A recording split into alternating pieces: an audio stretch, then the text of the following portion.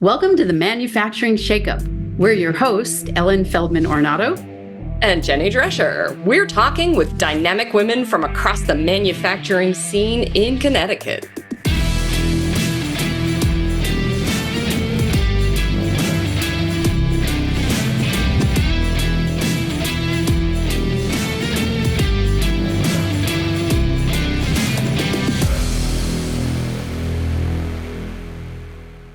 Hey there, friends out in listener land. You know that feeling you get when you're just tangled up in a problem and you can feel yourself digging a hole deeper and deeper and deeper. And you're looking up at the top of that deep hole and going, oh my gosh, I can't get out. I'm all wrapped around the complexity of this problem. I can't even think straight anymore. Help me, Calgon, take me away. Well, Jayme Coates is here to help us out with that problem today. Jayme from Juniper Biomedical, welcome to the Shakeup. Hello, thank you for having me. So Jayme, you know what Jenny just described, this whole notion of being so in your head that you can't solve your own problems. You seem to have found a different approach to getting your cues outside of your house. Can you share with us, just as a way to get started, about where you get your inspiration and some of your most creative thoughts? Yeah, I mean, there's the quick word for that is I get it from nature. So I grew up in a very rural part of Connecticut and basically ran around the woods barefooted for most of my life. I'm an athlete. I love being outside, hiking, camping, all of the things. So when I feel like I'm too much in my head, I go outside, go for a hike, go for a walk, go for a run, and just get a lot of inspiration and clear-headedness from being outside. I love that. I love everything about that. And, you know, the reason we wanted to hone in on that is because so many of our listeners are in really highly technical spaces like you are. You know, there's a lot of thinkiness that has to go on. That is the technical term, by the way, thinkiness. Yes, thinkiness. And really, it's just that for those of us who are working in this space where everything is high tech, everything is about building and making, there's so much heady action that goes on. And we forget that we live in bodies. We forget that we live in spaces where green can inspire us. What have been some of the innovations and inspirations that have come to you as a result of just breaking state and spending time in nature? Like, what are some of the things that have popped into your head? So one example is, so we were working on a blood pump, an implantable blood pump, and we were having problems getting all of the tolerances to line up, and we were adding, fractions of thousands of decimals and coming up with this solutions that just were damaging blood cells. So, really taking a step back and getting out of the engineering principles of, okay, lining up a whole bunch of very technical things is great, but maybe we need to approach the problem from a totally different perspective. So we actually changed where we were measuring from and what the core of our idea was. And all of a sudden, all of the tolerances started lining up. We got rid of those damaging effects and we're able to move forward to the next phase of the project. So, really kind of getting out of your head and stopping to overthink problems and just looking at it from a totally different direction was probably my biggest example of that. I love that. And you work in the field of biomedical engineering, right? Correct. Yes. Okay. And so obviously designing things that move blood through heart pumps is implantable heart pumps. That's very high tech. Mm-hmm. And when you think about nature, like what in nature parallels, or how did you draw that inspiration to create that connection that we needed to step back and look at a different way of approaching it? Well, one of the things that I found in engineering is the simple solution is usually the right one. Once you start overcomplicating things and adding layers and layers of technology and math onto a problem, you're overcomplicating. So you look into nature, and nature's very simple. You have similar concepts repeated. You have basic functions that are driving, your heart is a basic pump. It's not that complicated, but you have to get through all the complicated pieces to get back to the simple one. So, that journey is really important, but always remembering that the solution is very simple. And the more simple that solution is and the easier you can explain it, that's when everything clicks into place. It's almost like feng shui when you're organizing your bedroom and you put your bed in 10 different ways, and then you find the way and you're like, feels calm, it feels right, and it's the obvious solution. That's how I look at it.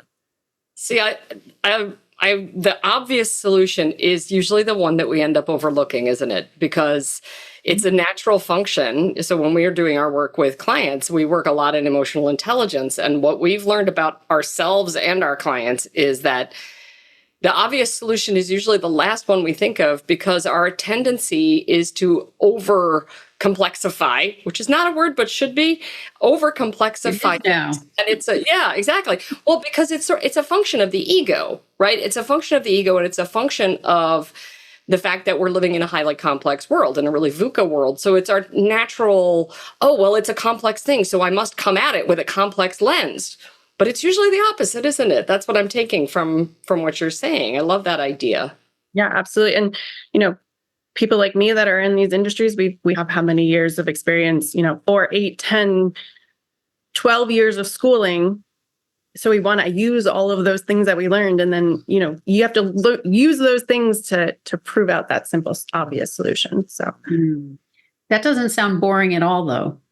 I know one of the things that I looked when I was reading through the notes about your early interview with Gail was this whole notion that, there were times along your career trajectory where you thought something was going to be boring, and it was actually anything but.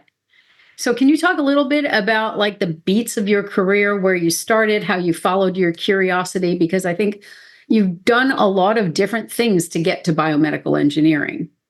Yes. So I'll go kind of back to high school. So coming out of high school, I knew I loved anatomy and I loved physics and math.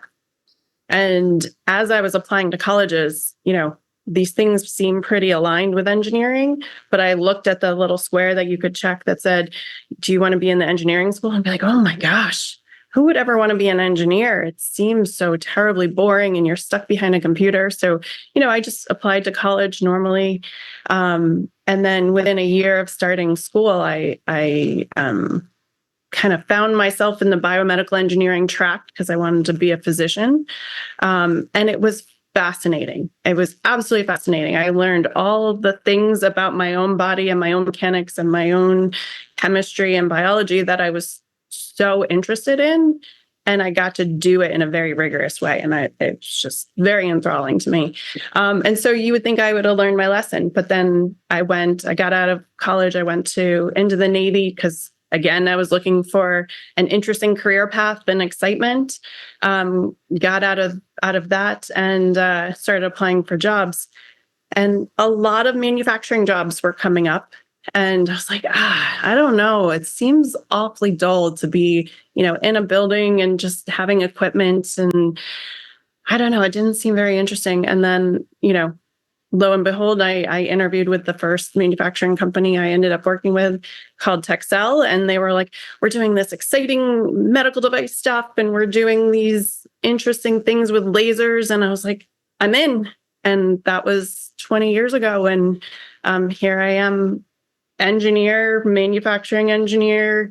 And I love what I do. And people that I talk to are jealous that I'm so interested and have such an exciting career. So because having a career that keeps you curious and keeps you in vigorous learning, I mean, most people would stay at those jobs all day. So if you were, we have a really great, smart set of people here in Connecticut that are thinking about going into manufacturing. And what would you say to them if they're, these young engineers that maybe are in high school or in college and they're contemplating some of the directions that they might go if they are interested and they like the rigor and the learning? What do you think are some of the assumptions they should be interrupting for themselves about these kinds of career tracks? I think the major one is that not all manufacturing is the same. And there's such a variety in what you can get involved with. I mean, there are the careers that I would consider boring, and my naval career, which I ended up abandoning, and doing my time and going to search something else, wasn't for me because it was a little bit more rigorous from you do the same thing every day, and it wasn't challenging mentally for me. But for good friends of mine, it's perfect. They absolutely love it. And I think knowing yourself and knowing what aspects of yourself light your fire helps you navigate that path to figuring out if manufacturing is for you, what kind of manufacturing. Like, I'm in the startup world. Every single day is different. There's 100 challenges a day, and I get to pick which 5 I take on every day. And that excites me, and I love what I do. But for other people, that would be stressful. So there's other options that you can take. So you got to know yourself and know that there's different paths that you can take. So if you were, say, talking to a 20-year-old, what would be your advice to them about how to figure out some of what gives them that spark, right? Because we know that as we get older. But if you're new in your career, what are some of the ways that you think a young person could discover that? How would you go about it if you could wave a magic wand?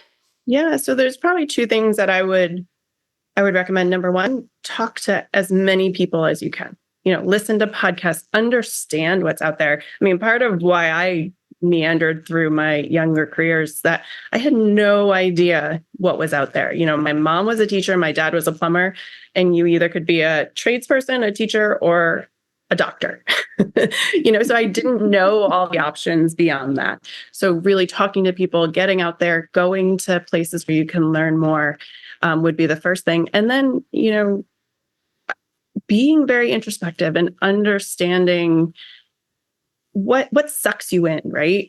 Where can you pay attention and kind of lose track of time a little bit? And I see this in my own children. And, one of my children will dive deep into the Revolutionary War and he'll lose hours of his life. And the other one, I was like, oh, here's all, your older brother's work, readings, like, go ahead and start reading them. And he has no interest, but he stepped into something slightly different. So, just following that and understanding where that time disappears, I think is the first inkling that you get. Yeah, I love that you say that because we do a lot of work with clients around personality styles. And I think the earlier that you can sort of tune into, am I like a big, gregarious, outgoing, love to be in groups of people person? Or do I love to dive in deeper and deeper and deeper to details and really get into it? Helps you to choose. So like even within a manufacturing, we've had people on the podcast who are in sales in manufacturing because they love the whole notion of making things and the difference they can make in the world. And yet they realize that staying in that same static position, doing that thing over and over again is not for them. And there's a place in the sales component of it. Whereas, in your organization, you get to do different things every day because you're in a more entrepreneurial space.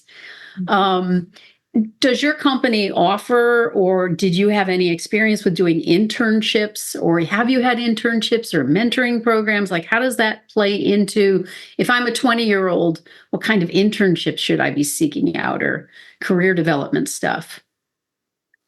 Yeah, so I didn't take advantage of many internships. Just didn't happen for me. I was actually an athlete, so there wasn't a lot of time to veer off in that planet, and I definitely regret that. I think it would have been wonderful for me, and I would recommend for any 20-year-old is to at very least, do an internship for a big company. See how a big company feels. Then do an internship for a small company. See how the small company feels. And I think that that really helps kind of weigh out at least the big picture options. And a lot of people follow the path of big company and then small company, but at least you get a feel for what's out there. Hey, I love that. That's really great advice. I wish somebody had said that to me when I was 20. I'm not even an engineer, and that would have been great to hear. Well, and the Hey, thing we is, have a cat in the mix. that's right. We got a kitty sighting. Yay! Our listeners love cats. We get a lot of feedback about. They're like, we want more cat appearances, please. So thank you to Cat whichever. cameos. First of all, that's Right right. here, there's shake up kitties. Yep. So I have one. Oh, sorry. Go ahead, Adele. No, you go. Well, so at the time of this recording, it's October, and our producer Gail and I just went to the Connecticut Innovation Awards for Women under the Melena Irwin's group. The Ellen, what is the name of that organization? Connecticut Technology Council. Thank you. Welcome. And it's a Women of Innovation Award. And one of the things we heard them talk about was this idea that sometimes in high tech, there are fewer women than there are in manufacturing. And you've clearly had a lot of success with this. And this is something that's important to you. What would be your best hot tip for a woman who is going into high tech, like a young engineer, one of these women that we saw win an award the other night? What would be your hottest tip for a woman going into tech today? So I actually think it's getting better for women in tech. When I started, I was the only woman in a room for many years. But I think I think not everything has changed. So I would say, grow that skin. It's going to be a tough ride. Don't back down. Don't feel intimidated. And most of the time, that intimidation is more out of insecurity on the other party's side. And once you kind of can get into the room and show that you're number one, not a threat, you're there to be part of the team, and that you belong there. All of a sudden, all of the hostility will start, neutralizing, and you can really make good progress. But you need that tough skin and the ability not to stand down when you feel a little uncomfortable at first, and really prove that you're there to be part of the team and really contribute. I think that's the biggest. Mm.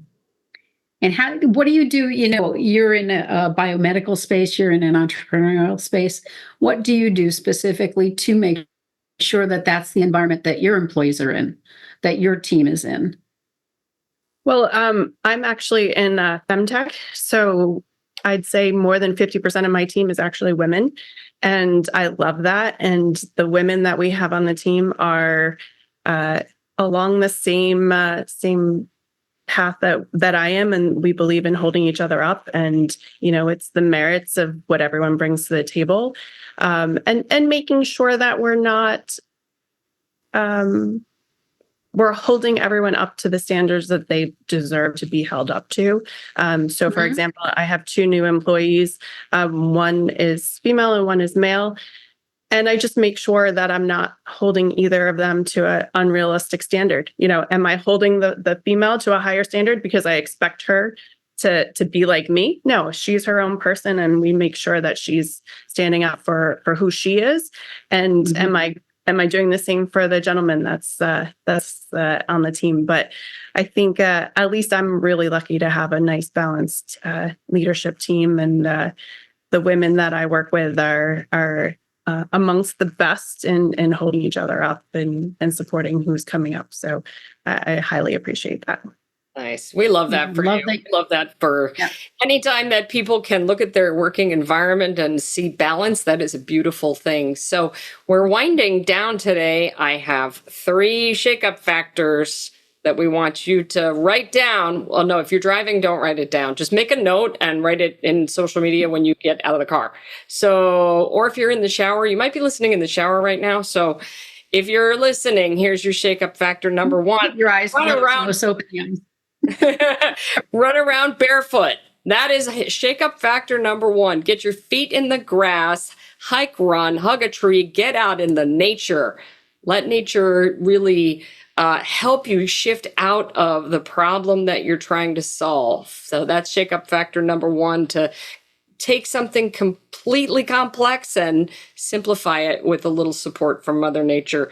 Shakeup factor number 2 is, if you're looking at where do I go next in my career, if you're older or if you're 20 something and you're just starting out, one great way to explore is to talk to people. Really just get engaged in conversations with folks, and also to be introspective. Give that deep thought some space.